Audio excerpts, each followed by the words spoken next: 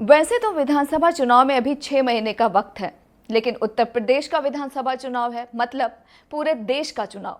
लिहाजा सभी राजनीतिक दलों ने अपनी पूरी ताकत झोंक दी है। आरोप प्रत्यारोप का सिलसिला भी शुरू हो गया है, लेकिन अब मामला जनता की अदालत में पहुंच चुका है और जनता को ही तय करना है कि क्या सही है, क्या गलत। इन्हीं तमाम मुद्दों पर बातचीत करने के लिए आज हमारे साथ मौजूद हैं केंद्रीय कानून राज्य मंत्री एसपी सिंह बघेल। जनतंत्र टीवी में आपका स्वागत है।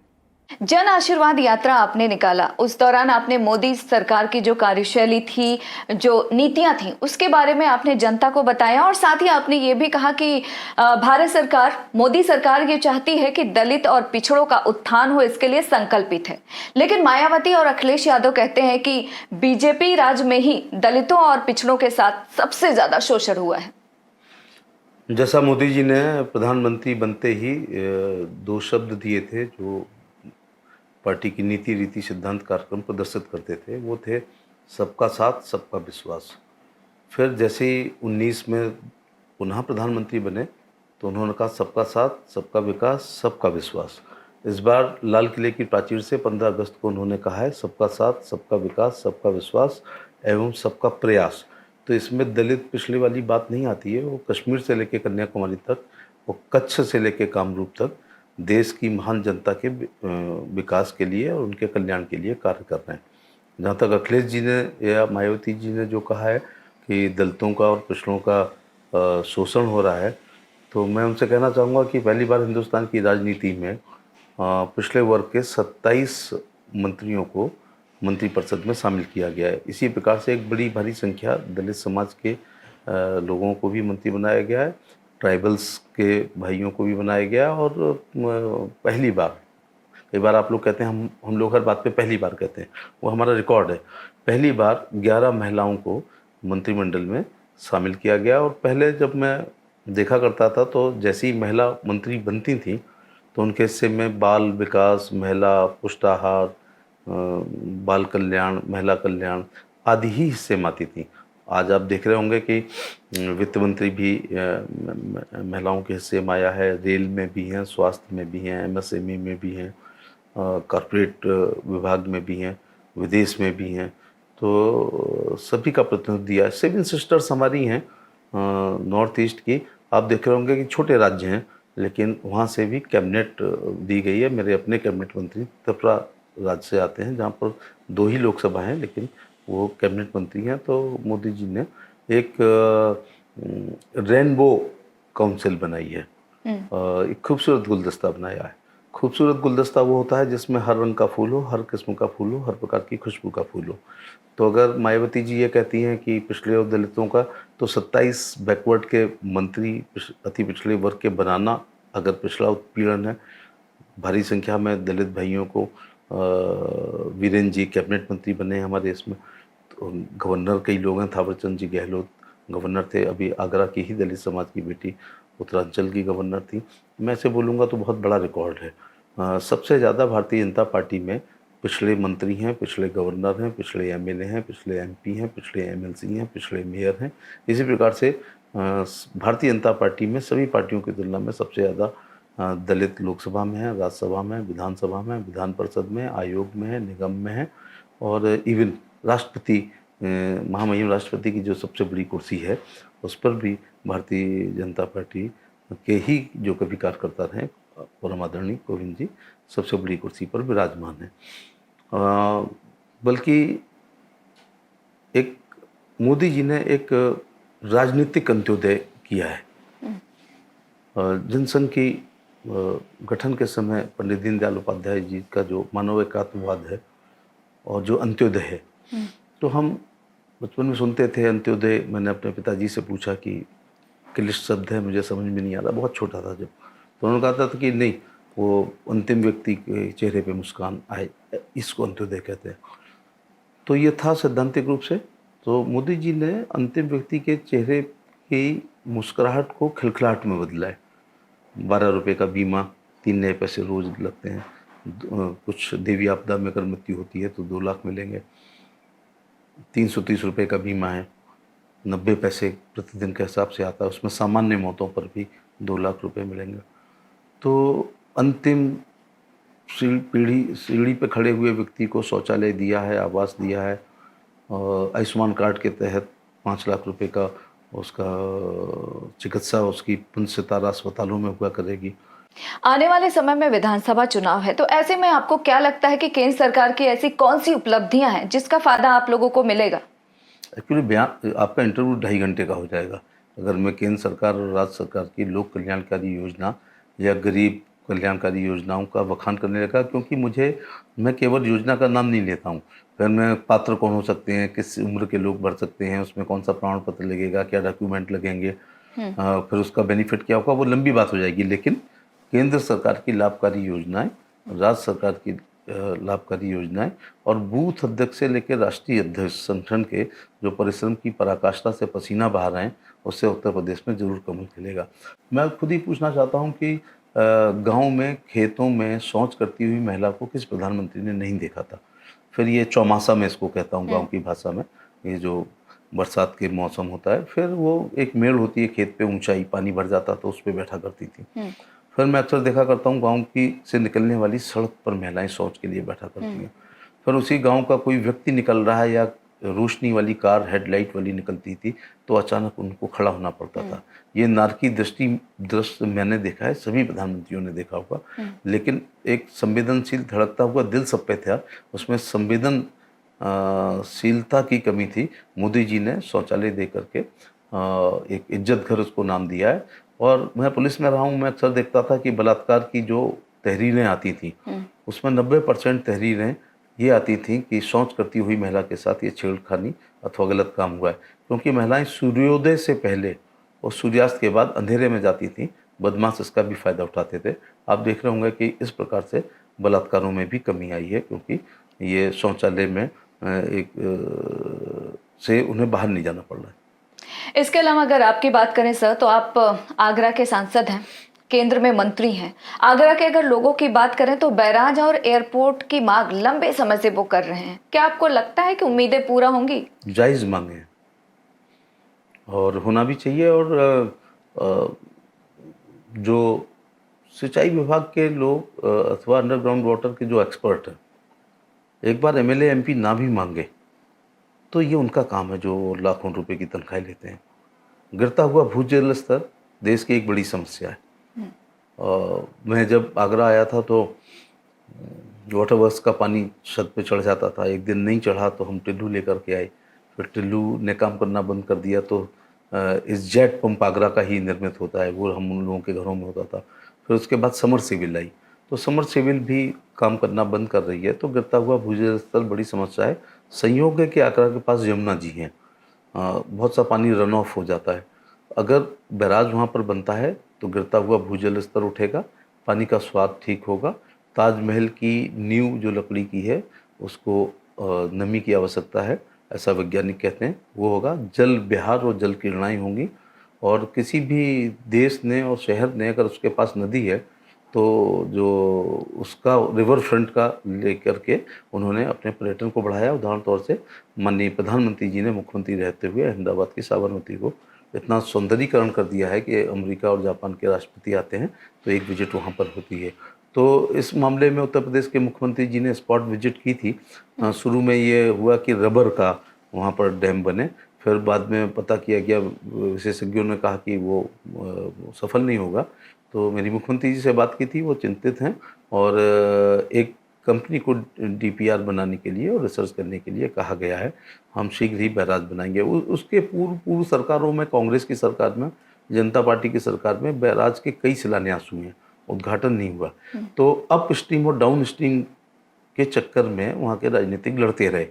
मैं ये कहता हूँ, मैं आगरा का एमपी हूँ और यमुना जी के इलाके से मैं चौथी बार एमपी हूँ और एक बार यूपी में मंत्री रहा। राज्यसभा के दौरान भी उसी इलाके की राजनीति करता था। हम क्यों तय करेंगे कि किधर बनना है? ये तो जल विशेषज्ञ तय करेंगे कि अप स्ट्रीम में बनना है या डाउन स्ट्रीम में बनना। मेरी ना जमीन डाउन में है ना मेरी अप में है, इसलिए मेरा रुचि बैराज में है, ना कि उसके स्थल चयन करने में। पूर्व राजनेता यही करते रहे। जहाँ तक एयरपोर्ट का सवाल है, थोड़ी वहाँ पर एक अड़चन आती है, वो एयरफोर्स का एयरपोर्ट है। तो सामरिक दृष्टिकोण से और सिक्योरिटी पॉइंट ऑफ व्यू से नेशनल इंटरेस्ट में कई दिक्कतें आ रही हैं, लेकिन उत्तर प्रदेश के मुख्यमंत्री जी ने शपथ लेते ही दूसरी या तीसरी कैबिनेट में जब मैं वहाँ था और बात उठाई, 60 करोड़ रुपए ज़मीन एक्वायर करने के लिए उन्होंने दिए थे। और अब ज़मीन संबंधी सारी बाधाएं हमने दूर कर ली हैं, सिविल एन्क्लेव हमारा बनकर तैयार होगा। इसके अलावा कुछ समय पहले आपका एक बयान सामने आया था जिसमें आपने कहा था कि उर्दू फारसी पढ़े हुए लोग अच्छे इंसान, इमाम बन सकते हैं, लेकिन फिजिक्स केमिस्ट्री पढ़ने वाले अब्दुल कलाम बनते हैं। इसको लेकर मौलाना मदनी ने विरोध भी जताया था। मैं अपने बयान पर कायम हूँ और मैं आज भी कहूँगा कि अल्लाह ताला ने मुस्लिम लोगों को 3-4 खूबियों से नवाजा है। उसमें एक है कि they are very good host, वो मेज़बान बहुत अच्छे होते हैं। दूसरी बात यह है वो टेक्नोक्रेट्स बहुत होते हैं, अच्छे होते हैं। जो बच्चा पढ़ा लिखा नहीं होता है वो किसी वर्कशॉप पे जाता है। मेरा अपना अनुभव है कि मोटरसाइकिल का उसने एस्केलेटर ठीक किया, फिर 15 दिन बाद जाता हूँ तो ब्रेक ठीक करता है, फिर 1 महीने बाद जाता हूँ तो और काम होता है, फिर 5 साल बाद जाते हैं तो वो एक अच्छा मिस्त्री होता है। वो मोटरसाइकिल स्टार्ट करके बता देगा कि टैपेड से रैपिड शॉकर्स में क्या कमी है, कार्बोरेटर में क्या है, लेकिन वो उसके फंक्शन को नहीं जानता। जब बिना पढ़ा लिखे वो इतना अच्छा मैकेनिक हो सकता है, तो अगर वो ऑटोमोबाइल इंजीनियर हो जाएगा तो वो जुगवार भी बना सकता है।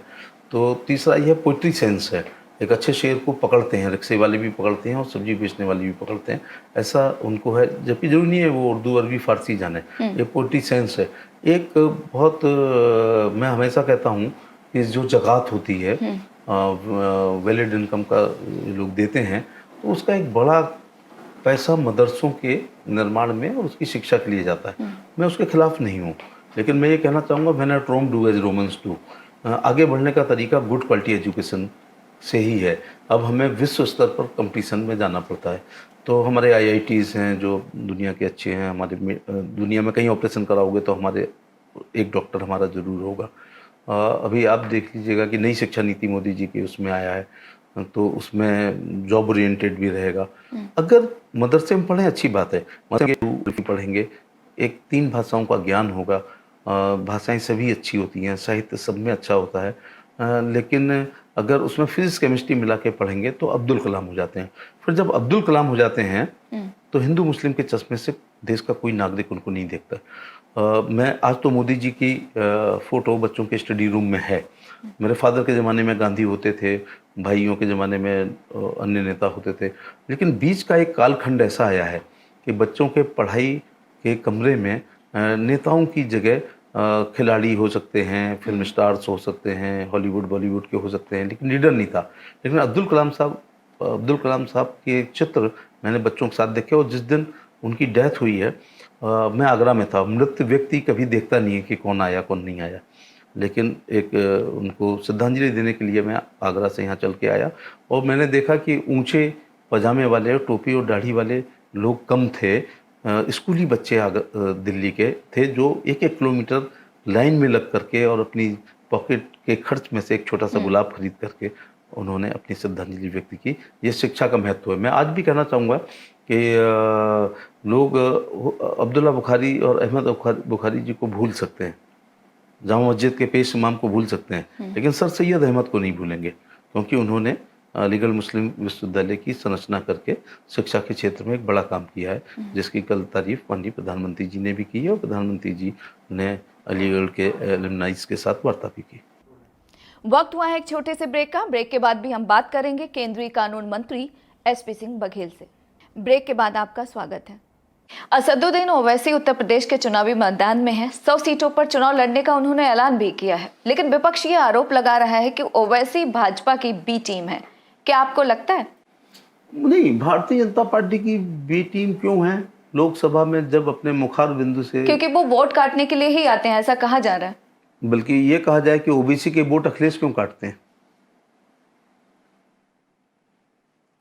कांग्रेस का वोट जो मुस्लिम था वो मुलायम सिंह यादव जी ने क्यों काटा मुस्लिम तुष्टीकरण की बात करके? बल्कि मैं कहता हूँ ओबीसी के मुखार बिंदु से जब शब्दों का चयन होता है वो भारतीय जनता पार्टी टारगेट पे होती है। जितना पढ़ा लिखा आदमी हार्वर्ड में ऑक्सफोर्ड में पढ़ा हुआ जितना बोल सकता है भारतीय जनता पार्टी के खिलाफ संसदीय भाषा में, उतना वो बोलते हैं। वो हमारी बी टीम क्यों है? भारत के नागरिक हैं, वो उनकी अपनी एक पार्टी है, वो पार्टी का हर पार्टी अपना विस्तार चाहती है। मोदी जी के नेतृत्व में भारतीय जनता पार्टी ने बहुत सूबों में सरकार की है। हम चाहते हैं कि हमारा विस्तार पूरे हिंदुस्तान में हो, वो भी चाहते हैं। अब जो लोग अपने को सो कॉल्ड पोप समझते थे मुस्लिम वोटों के, उनके पेट में दर्द हो रहा है, तो ये उनका हेडेक है। लेकिन भारतीय जनता पार्टी उनको अपनी पार्टी का बी सी डी क्या जेड टीम भी कभी नहीं मानते हैं। लेकिन उनका ये कहना है, मैं जो उनके बयान पढ़ता हूँ कि मुस्लिम्स के हक और हुकूक को एक मुस्लिम ज़्यादा समझ सकता है, उनकी परेशानियों को ज़्यादा समझ सकता है, तो हम बेहतर उनके मसलों को वो समझ सकते हैं। गुरबियत के, गरीबी या शिक्षा के खिलाफ वो काफ़ी बोलते हैं। उनका ये कहना है कि दलितों से भी बदतर हालत, सच्चर कमीशन ने बताया है कि दलितों से भी बदतर हालत मुस्लिम लोगों की है, तो वो मुस्लिम तुष्टीकरण की राजनीति करते हैं, इसलिए अपना वो विस्तार चाहते हैं। तो उत्तर प्रदेश में वो 100 सीटों पर लड़ना चाहते हैं, वो लड़ें, तो लड़ सकते हैं वो।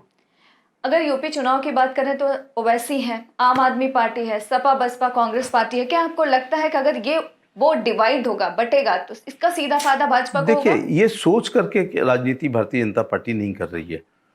केंद्र सरकार की लोक कल्याणकारी योजनाएं, राज्य सरकार की लोक कल्याणकारी योजनाएं, बूथ अध्यक्ष से राष्ट्रीय अध्यक्ष के परिश्रम की पराकाष्ठा से, के पसीने से उत्तर प्रदेश में कमल खिलेगा। कौन किसको, कौन आ रहा है, कौन लड़ रहा है, किसके गठबंधन, वो भारतीय जनता पार्टी ने अपने राजनीतिक जीवन में एक सबसे बड़े गठबंधन को 2019 के चुनाव में देखा है। वो था सपा और बसपा का गठबंधन। तो उस गठबंधन, वो बहुत मजबूत गठबंधन था।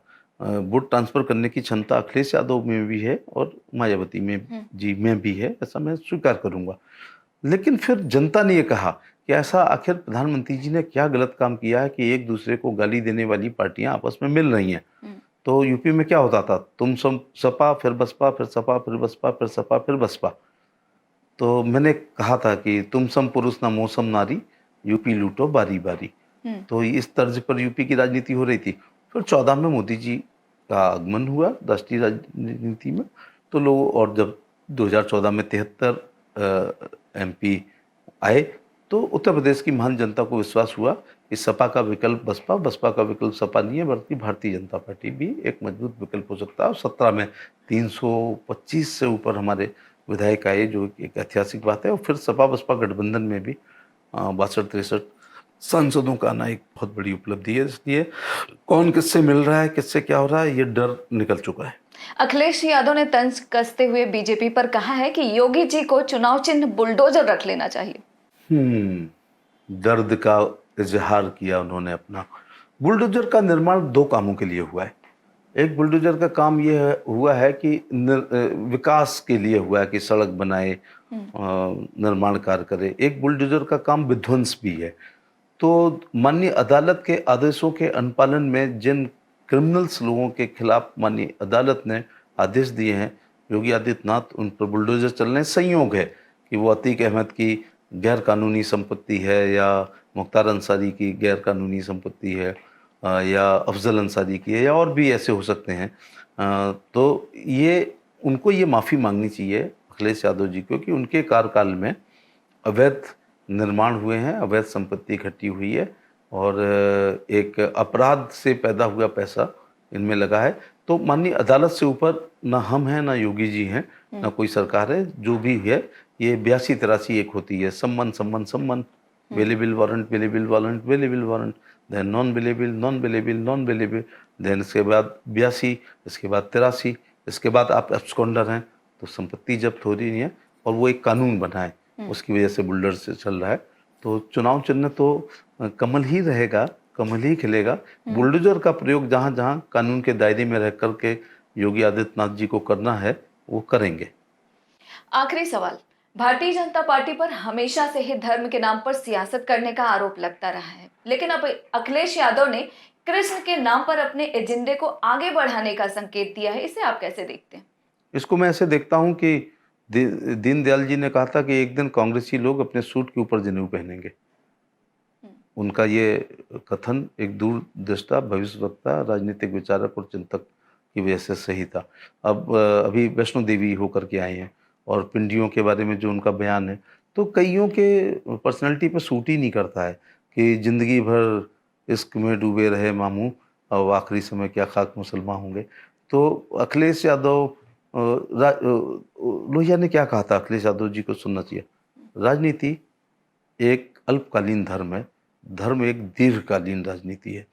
तो मुझे गर्व है कि मैं हिंदू, मुझे गर्व पहला है कि मैं भारतीय हूँ, मुझे गर्व है मैं भारतीय जनता पार्टी में, मुझे गर्व है इस बात का कि मोदी जी के नेतृत्व में हम मंत्री हैं, हम काम कर रहे हैं। अब हम केवल सड़क, स्कूल, बिजली, पानी, नाली, खरंजा, फाइनल रिपोर्ट, चार्जशीट, बंदूक के लाइसेंस की राजनीति, या विधवा, विकलांग, वृद्धावस्था पेंशन, या जात आय प्रमाण पत्र, या शादी ब्याह, 13वीं भागवत कथा, रसिया दंगल, कव्वाली, गुआ पूजन, एकादशी के व्रत के उद्यापन में हाजिरी ही की राजनीति नहीं कर रहे हैं, बल्कि धारा 370 को हटाने में और 35A को हटाने में, और ये जो नागरिक संहिता है, ये इसमें हमने भी अपना वोट डाला है। हमें इस बात का गर्व है, इस बात पे गर्व है, अपनी पूजा पद्धति पे गर्व है। मुझे भारत की सभ्यता, संस्कृति, धर्म, अध्यात्म, गीता, पुराण, महाभारत, उपनिषद, ऋचाएँ और अपनी पूजा पद्धति, और इस पर मुझे गर्व है। मैं वो भी कह सकते हैं कि उनको भी उनके अपने धर्म पर, मुझे अपने धर्म पर गर्व है कि मैं एक हिंदू हूँ।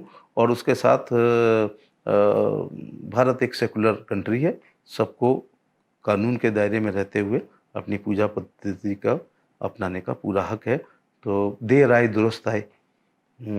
अगर वो ये इस शताब्दी की सबसे बड़ी उपलब्धि वैक्सीन है। सुनते थे समुद्र मंथन था, उसमें ऐरावत हाथी निकला था, उच्छिष्टवा घोड़ा निकला था, पारिजात का वृक्ष निकला था, कामधेनु गाय निकली थी, अमृत निकला था। लेकिन अभी जो विष निकला है कोरोना के रूप में, उसका अमृत निकला है मोदी जी के नेतृत्व में, हमारे चिकित्सकों ने और वैज्ञानिकों ने जो वैक्सीन बनाई है। तो ये इस शताब्दी की सबसे बड़ी उपलब्धि है। और इस शताब्दी का एक जिम्मेदार व्यक्ति का सबसे घटिया बयान है, वो माननीय श्री अखिलेश यादव का है कि ये भाजपाई वैक्सीन है, मैं इसको नहीं लगाऊंगा। फिर जब उन्होंने देखा कि इसका वैक्सीन से कुछ होता नहीं है, ये भाजपाई नहीं है, ये तो वायरस के खिलाफ है, तो माननीय नेताजी ने भी लगाई और अखिलेश यादव ने लगाई। लेकिन नेताओं की नकल होती है, उनके कुर्ते की नकल होती है। मोदी जी से पहले हाफ कुर्ता लोग नहीं पहनते थे, इतनी जैकेट्स नहीं पहनते थे, चंद्रशेखर से पहले दाढ़ी नहीं रखी जाती थी, राजीव गांधी ने जिस स्टाइल से शॉल ओढ़ा था लोगों ने उनकी नकल की थी, युवा तुर्क नेता लोग दाढ़ी रखा करते थे, तो अखिलेश की नकल हुई होगी। तो उन्होंने कोरोना को भगाने में व्यवधान पैदा किया है। तो ये उनका बयान जो है वो ठीक नहीं था, लेकिन देर आए दुरुस्त आए। उनको याद आया कि उनके पूर्वज भगवान कृष्ण थे। भगवान कृष्ण जो हैं वो विष्णु के अवतार हैं, राम जी, कृष्ण जी, परशुराम जी, मत्स्य अवतार, मत्स्य अवतार, उनके पेटेंट नहीं है कृष्ण जी। हम ब्रजवासी लोग हैं, हम रज रज और कण कण में कन्हैया जी रहते हैं। हम सभी जाति के लोग भगवान कृष्ण में अटूट श्रद्धा रखते हैं। ये पेटेंट उनका नहीं है जिसका वो बयान कर रहे हैं। क्या कहा उन्होंने कि अब रामचरितमानस की तरह श्यामचरितमानस, श्यामचरितमानस, आखिर देर आई दुरुस्त आए, वो भी हमें स्वीकार है, ये भी हमें प्यारा है, वो भी हमें प्यारा है। काशी में तेरा जलवा, कावे में नजारा है, ये भी हमें प्यारा है, वो भी हमें प्यारा है। आपने हमें समय दिया, उसके लिए आपका बहुत बहुत शुक्रिया। आपका बहुत बहुत धन्यवाद कि हमको आपने अवसर दिया कि हम अपनी बात कह सकें और अपनी पार्टी की रीति नीति सिद्धांत कार्यक्रमों को आपके माध्यम से जनता तक पहुंचा सकें। Thank you. तो आप सुन रहे थे भारतीय जनता पार्टी के वरिष्ठ नेता और केंद्रीय कानून मंत्री एसपी सिंह बघेल को, जिन्होंने तमाम सवालों के जवाब बड़े ही बेबाकी के साथ दिया। फिलहाल आप हमें और हमारी टीम को इजाजत दीजिए और देखते रहिए जनतंत्र टीवी।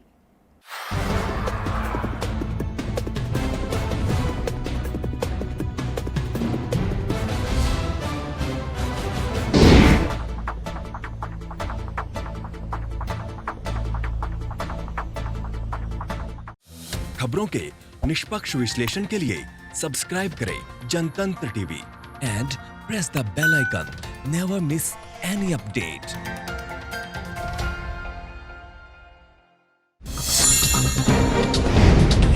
डाउनलोड कीजिए जनतंत्र टीवी ऐप को, जो कि अवेलेबल है गूगल प्ले और ऐप स्टोर पर। अधिक जानकारी के लिए अभी डाउनलोड करें।